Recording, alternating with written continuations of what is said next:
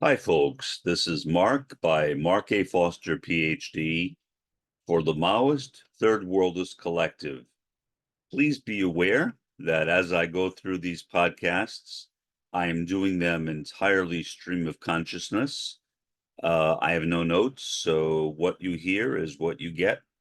I give these presentations much in the same way as I used to give my lectures before I retired as a professor. So if you hear any errors in what I say, and occasionally occasionally I'll go back and listen, and there are occasional errors. Please excuse those, but that is the result of not using notes, which I don't do. Um, Today, I wanted to talk about the concept of the fourth world or the subaltern in the first world. In the first world, not in the third world, but in the first world.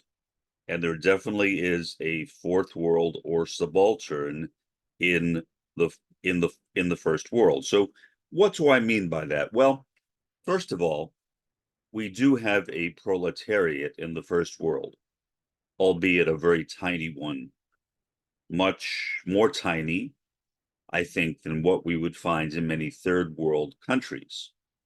I would regard myself as being a member of the proletariat, albeit a relatively privileged one, a multimillionaire. In my view, that is unfortunate. I honestly don't think that I have a right to be a millionaire when people around the world are suffering in poverty. And I do my best to help others around the world, including financially, and to compensate in some way for the fact that I am undeservedly privileged and wealthy, and it definitely is undeserved. I should not be nouveau riche. I should not be new money, but I am, and so I have to live with that. I did not know I was nouveau riche until I moved down here to deep South Texas, but I found it out. It surprised the heck out of me, but that's the way it is, and such is life. Okay, now back to the topic. The fourth world, or as Antonio Gramsci called it, the subaltern in the first world. Now, the proletariat, which is right below that, is the class conscious working class, which is contrasted, as I see it, with the lumpen proletariat, which is the working class, which is not class conscious. I would say that in the Western world, in the first world, including right here in the US where I am, most workers are not proletarians. The vast majority of workers are lumpen proletarians, meaning they do not have class consciousness. Marx placed very little hope in their emancipation. I honestly agree with him. I also place very little hope in their emancipation simply by observation, primarily observation of MAGA. How in the world is MAGA going to turn into a communist revolutionary force? Is it possible? I suppose, but I don't see it happening. And for that reason, among others, my hope in the eventual emancipation of the first world is rather limited. I really do not believe now, anyway, that there will be communist revolutions in the first world. I think that the communist revolutions will take place in the third world. Now, if we're lucky, if we're fortunate, maybe some will take place in the first world, scattered around here and there. But I don't think that they will be that plentiful. I could very well be wrong. I've been wrong before, and I expect to be wrong many times in the future. Okay, Now, what is the subaltern or the lumpen proletariat? Let me correct that. What is the subaltern or the fourth world? See, I told you I make errors. There's one of them.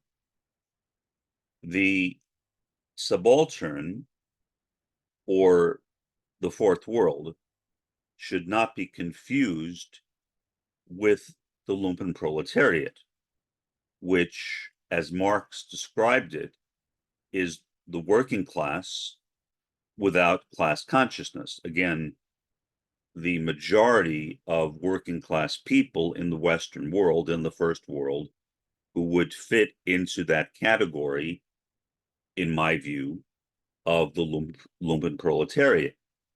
On the other hand, the fourth world, or as Antonio Gramsci called it, the subaltern, is entirely different. These individuals may become class conscious. I don't know. Again, I can't predict the future. I certainly think it's possible. I hope they do. And I think that even now, there are some fourth world people, there are some subaltern people who are class conscious. Whether that will continue, I think needs to be examined as the years, centuries, and perhaps even millennia go by. I don't think it's something that we can be sure of right now as I speak in 2023. We are still at the earliest stages of the process, which will lead, hopefully, eventually, to the establishment of communism in the third world. Not in the first world, but initially anyway, in the third world. The most we can do in the first world is to engage in conscientization, the process of critical conscience or consciousness raising. That's all I think that we can really do. Maybe a few more things, but not much else. We are limited in the first world as to what we can do because we are dominated so much by the capitalist world system, which really inhibits our activities. So, onto the fourth world, onto the subaltern in the first world, in the world in which I live and in which I assume the majority of my viewers are living as well. Now, I hope that some of you are in the third world. I imagine most of you are not. Most of you are probably living in North America, in Western Europe, in Australia, in New Zealand, and places like that. That's just my guess. I could be wrong. I have known people who were subaltern, people who were fourth world, right here in the US. Now, their lives, I don't think, from personal observation, from having traveled to the third world, are as devastating as the lives of the subaltern in the third world. But they are devastating nonetheless.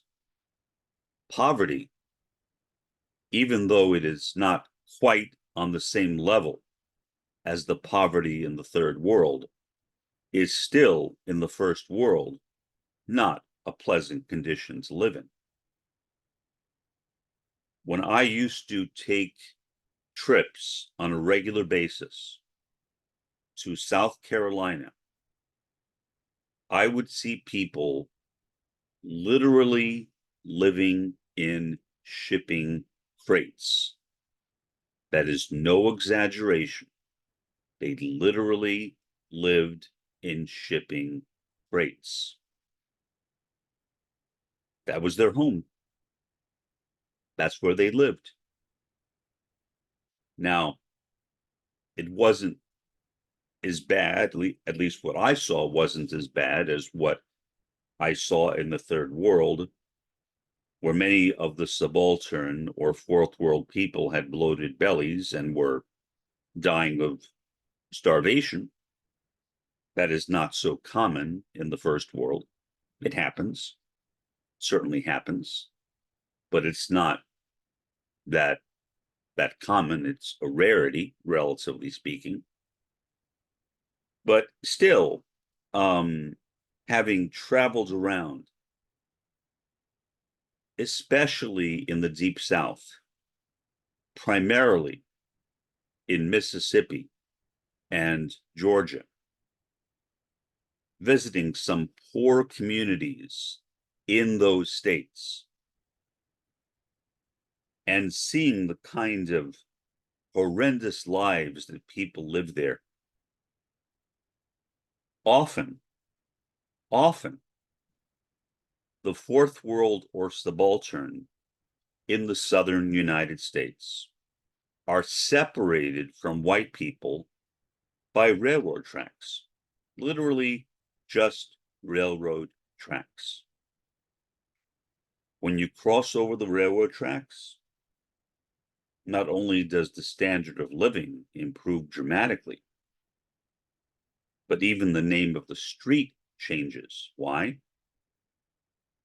Because white people living in the Deep South did not want to live on a street with the same name as black people lived on. That is it. It is the same street for all intents and purposes, but it's not called by the same name. People who live on both of those places do not consequently have the same mailing address, but that difference is purely a result of bigotry. There is no other explanation for it that I can think of. So that is where I have seen so many fourth world people, so many subaltern living in the first world. These people are the literal underclass. Many Americans have never really seen them, or if they have, it's been superficial. I lived around them. I got to know many of them. Let me tell you one example. When I was in Mullins, South Carolina, one of the places in South Carolina I used to go summers when I was in what was at that time called junior high school, what would now be called middle school, was South Carolina. And there's a couple I got to know in Mullins when I was doing civil rights work there, basically communist organizing there, were a couple named Jack and Hattie. I don't recall their last name. This is a long time ago. This is going back to around 1971, maybe 1972, a long time ago. But Jack was different than most other African Americans who lived in his community. And people would regularly warn Jack about his behavior. Regularly. Jack would tell me. Jack talked to me, even though I was a kid. He didn't talk down to me, but he also didn't talk up to me. Very commonly, African Americans, middle-aged, elderly, would address me, a 14-year-old kid, basically, as sir. Sir. I was no sir. I was a child. I had no right to be called sir. And yet that's what I was commonly called when I would walk into that area. Why? It's very simple. These people were terrified of the Ku Klux Klan. And there is not just one Ku Klux Klan. The Ku Klux Klan has fragmented. So there are actually many different Ku Klux Klans, unrelated to each other organizationally. So I don't know exactly which Ku Klux Klan existed there, but my guess is that it was an organization called the United Klans of America.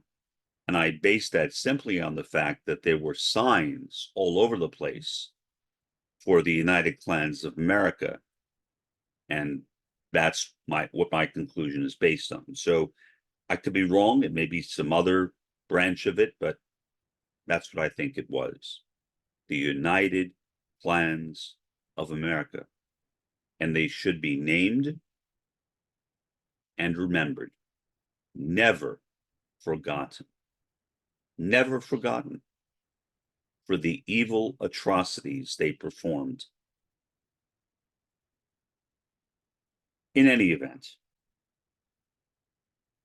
I have tremendous grief about this. It's hard for me to get through this. When I used to tell my students this story, I would occasionally have to stop myself from crying. That's how badly I felt about this whole incident. This was at a time before there was any concept of police violence against cops. There was no notion of fighting back against the police, of demonstrating against the police. Black Lives Matter. There was no concept of Black Lives Matter in the early 1970s. Why? Because Black lives simply did not matter to the dominant power structure in that area. Blacks were simply an inconvenience, spare labor, nothing more. So Jack was somebody who was willing to talk to white people like he talked to anyone else. And that was really dangerous in the early 1970s. Really dangerous. In the early 1970s, I guess you could call that the beginning of the transition between the Old South and the New South. But the New South really isn't that much better, maybe a little bit, but not that much better, not as good as many people think it is. And so, because Jack would address everyone the same, Jack would just talk to me as Mark, call me Mark. His wife, Hattie, would also call me Mark, but she was more reclusive. She really didn't talk with me that much. She mostly stayed indoors. She was a more private, maybe a shy woman. Jack was not shy. Jack was very, very extroverted. I would go to see Jack because I loved Jack. I genuinely loved Jack. And I would sit on his porch and he would tell me stories from his life. Some of them were pleasant and some of them were really, really unpleasant. But He was open with me. He was honest as a person could be. He was not afraid of me at all, which is why I loved him. One day, I went by to see Jack, and I said something which was unintentionally inappropriate. I should emphasize unintentionally inappropriate. I walked up to their house, which was basically a shack, and I saw a Christmas wreath hanging on their door. I knocked on the door. Hattie answered, which surprised me because usually Jack would answer, not Hattie. But Hattie answered, and I made something that I thought was a joke, and it was, well, it was not funny. I thought it was funny, but it was not. I said, Hattie, it's a bit early to be celebrating Christmas, isn't it? Her words to me ring in my head all the time, as I used to tell my students. All the time. It's often very difficult for me to forget them. Very, very difficult. She said to me, Mark, Jack was killed today. In response to my statement, Hattie, it's a bit early to be celebrating Christmas, isn't it? With that Christmas wreath. That was my inappropriate comment. I thought I was being funny. I was not intending, obviously, to offend her.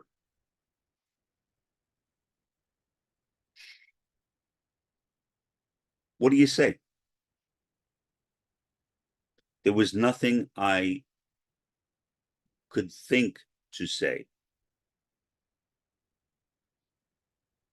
So all I said was, Hattie, I'm so sorry for your loss. God bless you. And I walked away.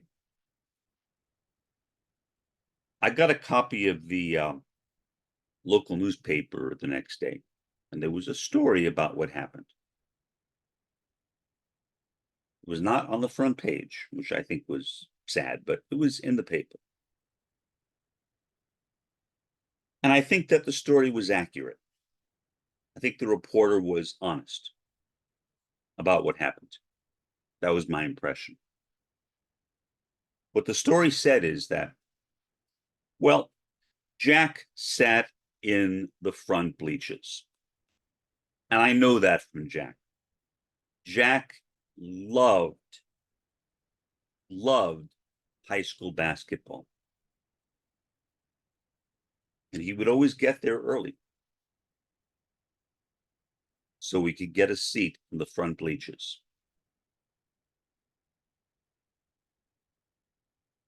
A deputy sheriff walked up to him and said to Jack, Jack, I want your seat.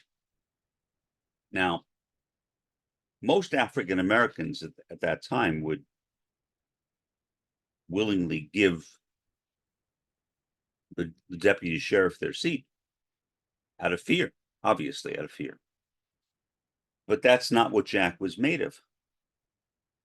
Jack was fearless, literally fearless. And his response was, no, go find your own seat, deputy. I'm imitating Jack's voice as best I can.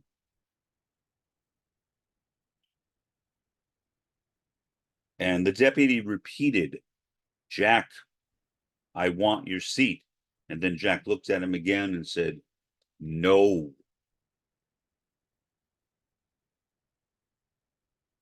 At that point, the deputy pulled out his revolver and shot Jack point blank in the head. Jack died on the spot. That was the end of Jack. Because there was no Black Lives Matter back then, because the killing of blacks, black men, black women by the police was mostly unknown to white people at that time, including to me. I thought that was a rarity, an exception. Decades later it took until I found out that I was wrong.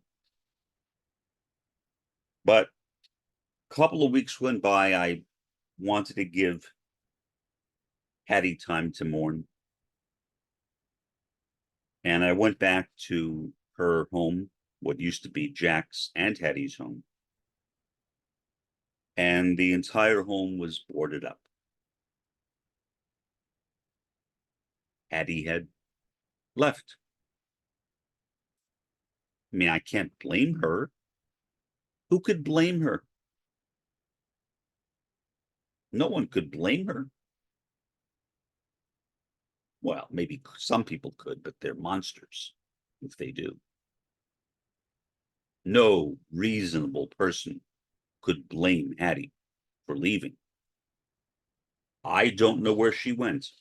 I never saw her again.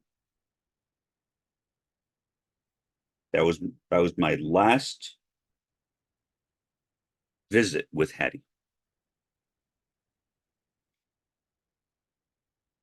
That is an example of the fourth world or the subaltern right here in the United States. Many people who are fourth world or subaltern in the United States are racial minorities, but not all. Some are white. Some are disabled. Some represent various ethnic minorities, and so on. There are various reasons why people are fourth world. But again, the fourth world or the subaltern is that class below the proletariat, as tiny as it is, and it certainly is tiny, which exists here in the US and throughout the first world. So, as a Maoist third worldist, when I talk about emancipation, I mean emancipation for everyone, really. Even emancipation for capitalists, if that's possible, if they can be liberated from capitalism. But primarily, I'm focused on the large fourth world or subaltern and on the tiny proletariat, not the lumpen proletariat, which exists in the United States. The lumpen proletariat, like MAGA, honestly, I wish I could have some impact on them, but someone once said to me, why don't you go to a MAGA meeting? And I was, at the time I was wearing my Antifa hat, which of course Trump commonly mispronounced as Antifa, which masks the true definition of Antifa as an acronym for anti-fascist. And I said, well, what do you think would happen if I went dressed like I'm dressed now to a Trump rally? Person didn't respond. There was no response. But point is that at the very least, I would be harassed. but I think that's minimizing it. Most likely I would be beaten up, perhaps even killed. The level of hatred for the left, for emancipation, which exists among the lumpen proletariat, who basically are working class lovers of capitalism. Hands of Donald Trump.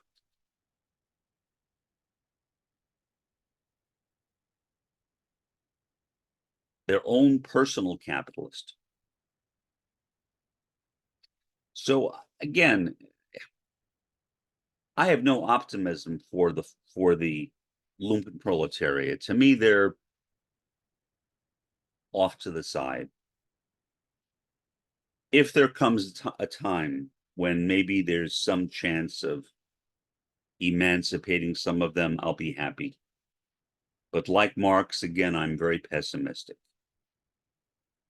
I am optimistic about the subaltern and the fourth world. I am also optimistic about the proletariat in my own country, as tiny as it is. Again, we have a tiny proletariat and a huge lumpen proletariat, both working class, but as divided as any people can be from one another. Literally nothing in common. How much do I, as a wealthy, unfortunately, proletarian, have in common with the average person who goes to a MAGA rally?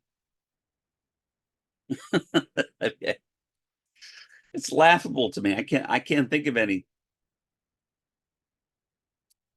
So the notion of liberation or emancipation should be universal.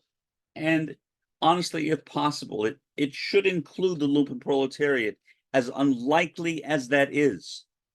But at the very least, it should include the proletariat, who are already emancipated, and the subaltern, some of whom are emancipated, and some of whom have the potential, I believe, for emancipation. This has been Mark for Mark A. Foster, Ph.D. Have a pleasant day and an even better day tomorrow.